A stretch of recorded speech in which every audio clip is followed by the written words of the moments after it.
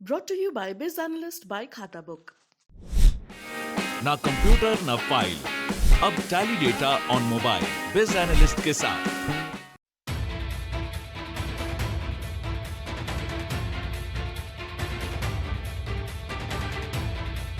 Petrol diesel की बढ़ती कीमतों से लोगों को राहत देने के लिए सरकार ने बड़ी योजना तैयार की है।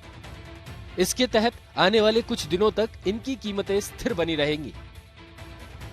योजना के मुताबिक ऑयल मार्केटिंग कंपनियों को सरकार ने पेट्रोल डीजल के दाम ना बढ़ाने के दिशा निर्देश जारी कर दिए। अंतर्राष्ट्रीय स्तर पर कच्चे तेल की कीमतों में बढ़ोतरी पर सरकार एक्साइज ड्यूटी में कटौती कर सकती है। इसके अलावा सरकार ने राज्यों को भी पेट्रोल डीजल पर वैट घटाने के लिए कहा है।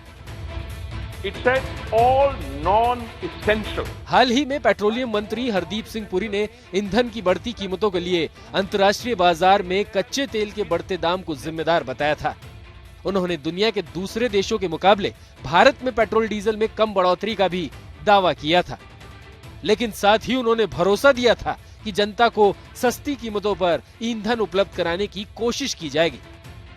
सरकार की ये कोशिशें तभी कामयाब होंगी जब कच्चे तेल के दाम बढ़ने रुक जाएंगे। लेकिन जिस तरह से रूस और यूक्रेन के बीच युद्ध जारी है, तो कच्चे तेल की कीमतों में कमी का रास्ता नजर नहीं आ रहा है। ऐसे में हालात ना सुधरने पर लोगों को महंगाई का बोझ झेलना होगा। यानी अगर सरकार अब समाधान नहीं खोजेगी तो इसी रफ्तार से बढ़ते बढ़ते आने वाले दिनों में पेट्रोल की कीमत 15 रुपए और डीजल के दाम 22 रुपए तक बढ़ सकते हैं। इसके आसार से भारत में महंगाई बड़ी मुसीबत बन जाएगी, जिसके संभावित असर से कई रेटिंग एजेंसियों ने भारत की जीडीपी ग्रोथ अनुमान को भी घटा दिया है। 22 मार्च को पेट्रोल डीजल की कीमतों में तेजी का सिलसिला शुरू हुआ था। इसके बाद दोनों के दाम 10 रुपए प्रति लीटर से ज्यादा बढ़ गए। इसकी वजह से ट्रांसफर कास्ट बढ़ने लगी, जो लोगों के घरों तक पहुंचने वाले हर सामान को महंगा कर रही है।